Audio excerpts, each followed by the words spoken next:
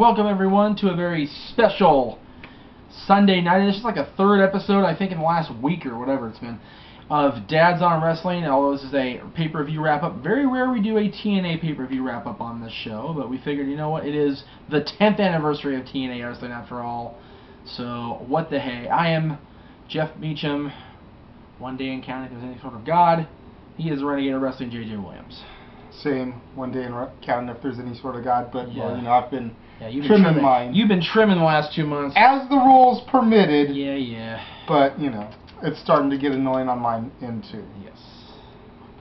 TNA Slammiversary came to us tonight from Arlington, Texas. And, honest to God, top to bottom, it was a really good show. I thought so. You know, started off the night, Austin Aries versus Samoa Joe. Apparently, part we missed, Hulk Hogan came out and announced that it would be for the X Division title, taking it back to its old school, not about weight limits, it's about no limits roots.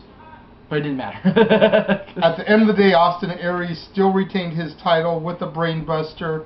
Crowd was really hot for the opening match. They were really divided too with Austin Aries, let's go Joe. It was a great way, I thought, to start off the pay-per-view. I can't say enough about the opening contest. It was great. What we saw of it was pretty damn good. There's no question about that. Definitely a good way to get the crowd going, get the feelers out there to see what kind of crowd we were going to have. And sure enough, that Texas crowd was ready for it. Yep. Next match went into Hernandez versus Kid Cash, which Hernandez picked up the victory with a Superfly Splash. I thought that was ridiculous. I thought the TNA original should have got that one, no questions asked. Well, you know. But then again, I am a Cash fan, so, you know, I can't help Hernandez has been there a long time, too. A lot of people forget that he was originally one of Jarrett's goons. I know. But Cash was there, I believe, if not week one, close to it. Yeah. So. Devon and Garrett Bischoff defeated Robbie E. and Robbie T. No heel turn, whatever. I missed most of this one because I was cooking my dinner. This was like the one match on the card that least interested me. Yeah, and at the end of the day, it really wasn't. I mean, was it really a surprise that the Robbies lost? Of course not. You know, and was it a surprise that Garrett Bischoff? Yeah, I almost said Eric. It's how much I'm used to them being heels. Yeah, right. That Garrett didn't turn. Yeah, I am surprised it didn't happen. I thought it should have happened. Well, I told you that I thought it should be saved for something like Bound for Glory and get a slower build to it. You know. Well, yeah. There hasn't been enough out there yet to make him turn. Perhaps not. Perhaps not.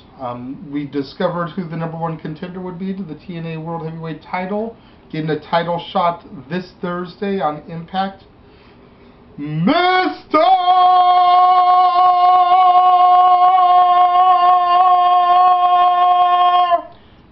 Trying to sleep over there. Anderson. I am a responsible parent. It does happen. Defeating Rob Van Dam with the worst song ever, and Jeff Hardy with his nonsensical ranting song. With the mic check. Yes, out to Rob. Yes, I was impressed. Another really hot crowd match. The crowd was chanting "This is awesome" quite a bit throughout it. Yep. It's one of those things where I in the past have disliked triple threats, but ever since that match with Michaels and Hunter and Benoit back in 2004, triple threats have really grown on me. It's been a slow grow, but you know, triple threats with the right guys involved, definitely do great things. That's why the Ring Warrior title means so much at Battleground, because it's 3 guys. Yeah. And if done right, those matches are pretty good. Crimson put his undefeated streak on the line against the returning Cowboy James Storm. You know, it was funny. When that song played, I swear to God, one of those rednecks is going to come out there, or Stone Cold's going to ride on the ATV or something, and, you know, start kicking Crimson's ass. But alas, it was not to be. Something told me it was going to be James Storm when he starts spouting off about being able to beat the Mavericks. Yeah. You know, beat the Rangers, beat your Cowboys. Yeah, sure enough, there he came. You know, here comes Cowboy James Storm. Last call Super Hick. Last call Super Kick to do in Crimson, and Crimson is now Freudian slip. Not really. Still sounding good. Crimson has finally been defeated. 478. Was this the right move? You know, we always say that when it comes to things like streaks and title reign, things like that. Was ending Goldberg's streak the right time? No. Crimson's, it's like, we'll have to wait and see what they do with him, because honestly, what is the gimmick now? What is the appeal to Crimson now? He's just another big guy that was brought in as Amazing Red's little brother at the end of the day, and then he became this undefeated monster. What is the appeal to Crimson now? We will see come Thursday night. Live! We announced the very first member of the TNA Hall of Fame. Dixie Carter came out, brought all the guys and girls out on the stage, and they announced that Sting was going to be the first inductee in the TNA Hall of Fame. Not Christian, as we all originally speculated, not Jeff Jarrett, as I originally speculated, but the Icon. And honestly, did any of us even really think about Sting? Like, did we really even, because he's still an active guy at the end of the day. But Sting has done more than, in my opinion, Christian, Angle, any of these guys to get TNA's name out there, other than perhaps the presence of Hogan and Bischoff.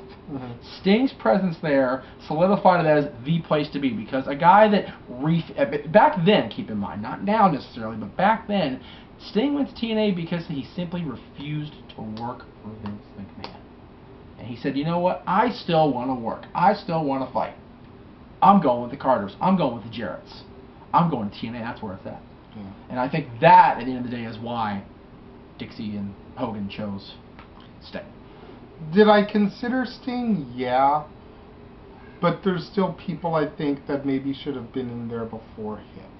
Well, you know, guys like Jarrett, obviously, whose company it is. And if you're not going to put Jeff in, maybe throw Jerry in there, a la Vince McMahon Sr. Well, it really depends how much bad blood there is, because from what I've heard, with Jerry's leaving TNA, there was some serious shit that went down.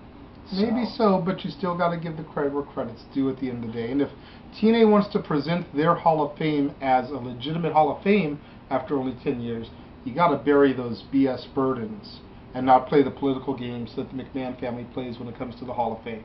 Right. You've got guys like Jerry Lynn, who helped establish the little engine that could back when it was nothing. Especially the X Division part of it. Yeah, exactly. One of the founding fathers of the X Division style, as they like to call him. Yep.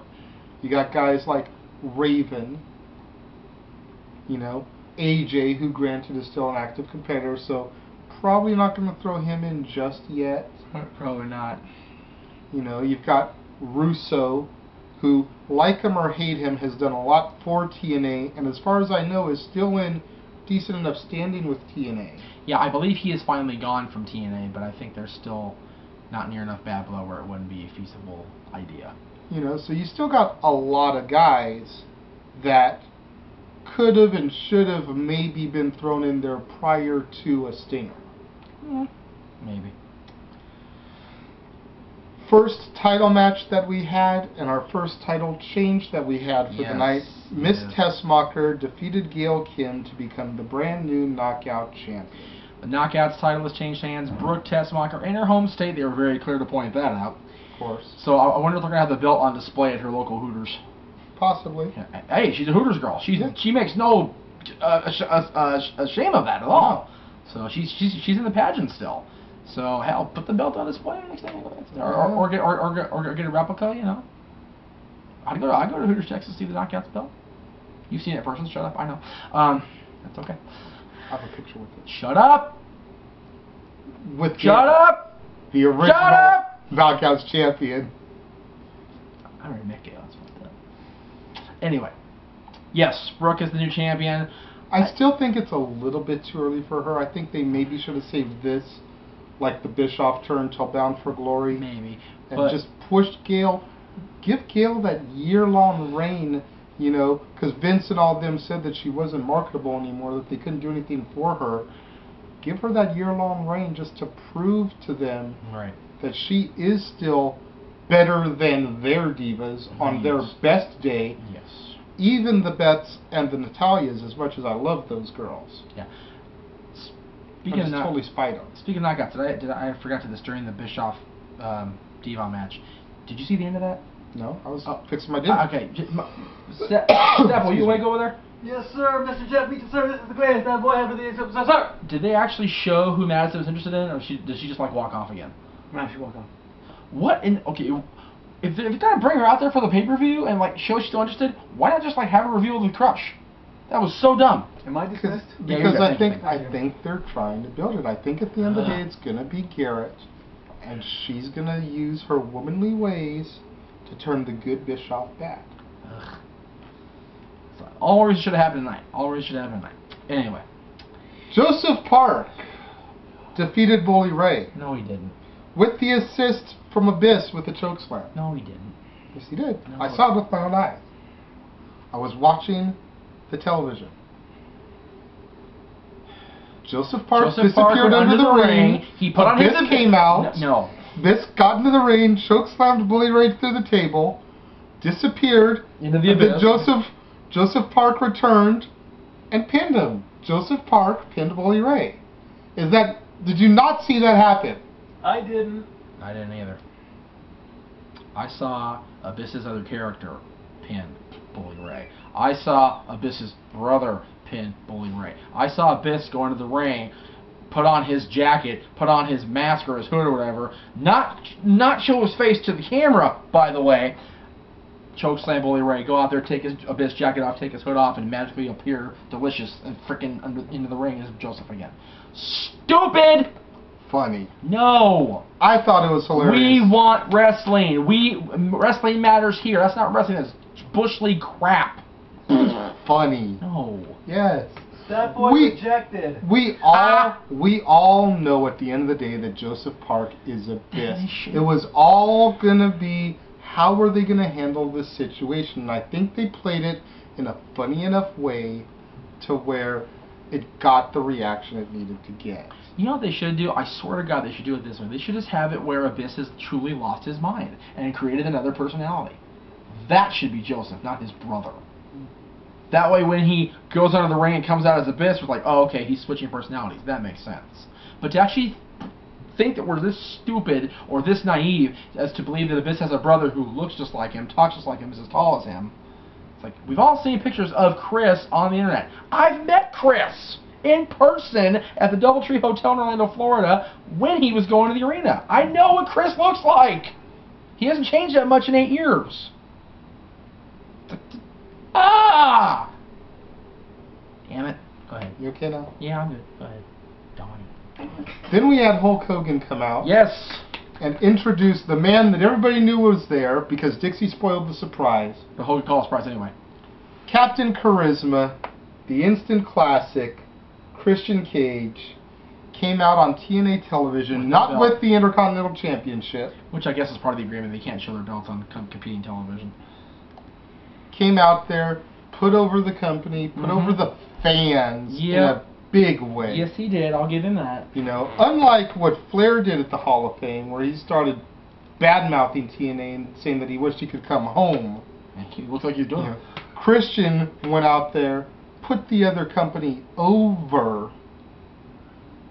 You know, made a little bit of a joke about how the last time he was there were more ring posts. Yeah, there were more sides to this thing. And then through to the #1 moment in the company's history, the Stingers returned to action in 2006, where miraculously he was Christian's tag team partner against Jeff Jarrett and the Alpha Male Monty Brown. Remember him? I do. Remember him? Before he was Marcus Corvan? I do remember. Do you also remember? I remember one other thing, very important. I remember something about him. I remember the fact that #2 on the list was Hulk freaking Hogan joining TNA! Yeah. And the fact that Sting's return, I feel like he'd already been back for 3 years prior to this, but nobody seems to remember that, was more important. Sting's return in a tag team main event is, I don't care if I'm a Hulkamaniac or whatever, Sting's return to action, one match in a tag team main event on the January pay-per-view is more important than Hulk Hogan's partnership with Dixie Carter in the history of TNA. That is stupid. Stupid call. What do you remember? The Pounce! Very good, the Pounce, that's right. Period. Now, say what you will about my Hulkamania status. Say what you will about my #1 status as the Hulkamaniac and whatever. But can you honestly sit there and disagree with me and tell me that Sting's return to action, his big return, even though he'd been back for 3 years already, is more important in the grand scheme of TNA's history over 10 years than the announcement of Hulk Hogan and Eric Bischoff partnering up with TNA? No. Okay. So, do I still think that should have been #1? No. No. It was like, we were here to celebrate the freaking 10th anniversary. The number one moment should have been the first show. The number one show, Shamrock being the champion, all that stuff. That whole... Jeff Jarrett pushing Toby Keith off of the entrance ramp. Every part of that show, because it was the day it all began. I was not there, but I was on pay-per-view, watching with however many other people watched it. That's the biggest moment in the company's history because it was the launch point. Yes. I dare say even that or the partnership with Spike. Yeah. The partnership because Fox Sports Net screwed those guys horribly. But the partnership with Spike, the launch of the company, the partnership with Hogan, something like that. Not one match over one pay-per-view, and it was a tag team main event, even though the guy had been back for 3 years. That's his big return. It's like, I get that it was Sting's night. He got the Hall of Fame. He got the main event match. He got the, whatever. Oh, God. So stupid. So stupid. Okay. Semi-main event, Kurt Angle and the phenomenal one, AJ Styles, defeated Frankie the Future Kazarian and the Fallen Angel Christopher Daniels, known collectively in this house as Team UPW, for the TNA Tag Team Championship when Kaz was forced to tap out to the Grapevine ankle lock. So with the penchant of mashup team names in wrestling today, are they the Angle and Kurt now phenomenally Olympic? Phenomenally Olympic. I like it. There you go. All right. Even though I can't say the words, but you know what I'm trying to say. Phenomenally Olympic. There you go. Copyright Jeff Meacham. Even though I can't say the damn words. Taz said it best after the match. Holy crap, what a match. And I missed most of it, because I was making my own dinner and doing research and stuff. Because I was trying to... He was trying to be the temporary stat boy in the house. Because Mike was off getting me pain pills. God bless Stat Boy for that. You're welcome. I was under the assumption that it would be another Triple Crown for AJ or another Triple Crown for Kurt, but I remember that Kurt has only been X Division champion one time, so I didn't know that. And AJ's only been TNA champion one time. He already got his 3 Triple Crowns with the World Championship and with the NWA title, so it would not have happened. Yeah. All right. And the main event of the evening, yes, Bobby Roode defeated the Stinger to retain the TNA World Heavyweight Championship, but not without shenanigans. And you know what sucked is the beer bottle barely cracked, dude. I bet you that busted him open legit. Because that thing went off his head, and it did not crack completely. It bounced off the Stinger's head. Yeah. It was like the thing with Cactus and Sabu that Mick talks about in his book. Yeah. Where it just kept bouncing off his head repeatedly, and even the fans were like, ooh, stop. Bad. But at least Bobby hit it once. Yes. You know, the only issue I had with that is that it was in my opinion, it was a horrible way to cap off, honestly, a perfect pay-per-view for the company. Yep. You know, Abyss shenanigans notwithstanding, yes, number one moment notwithstanding, yes, a beer bottle to the head of his former partner, you know, because it was one of James Storm's beer bottles that were left out there from the celebration. Yes. To solidify his, you know, championship reign, he needed to beat the Stinger clean. The man is 4 months away from being a year-long champion. He will likely go to Bound for Glory as champion. Yes. Is that the way you continue your reigns? Granted, he's a heel. But the beer bottle again? Yeah. How has he done that? At least 3 times. I just think it was a bad move on TNA's booking part. You know, Sting putting over the younger talent clean, considering he was the first announcement for the Hall of Fame, I think would have been the best way to go. Sting putting over the younger talent, period, solidifies his status as champion.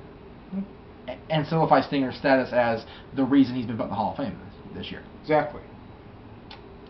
But it didn't happen. What do y'all think? Let us know. Put your comments in the comment box, like always. And I apologize for going off on the things I went off of, but the whole number one moment thing was just outrageous for me, and the Abyss thing is just sad. You know what number one moment won't be outrageous for you? When the Keens hoist the cup tomorrow. You know, I hope so. After the bells tomorrow, and I'm gonna say it tomorrow. I'm gonna say it now. That better be the last time I'm taping this damn beard. Be on the lookout for the Mountain Man beard one more time tomorrow. Knock on wood that it does not, you know, proceed to ringside insanity. Oh God! But which we are reviewing? Roadhouse. Finally. And then Dad's will be live Be a from member. Long Beach Clothing Company with our predictions for No Way Out. Long Beach Clothing, of course, is 4218 Atlantic Avenue in Long Beach. Did you know That's that? right. I did not know that. Well, now you know. And knowing is half the battle. We're the Dads on Wrestling, and we will see you next week.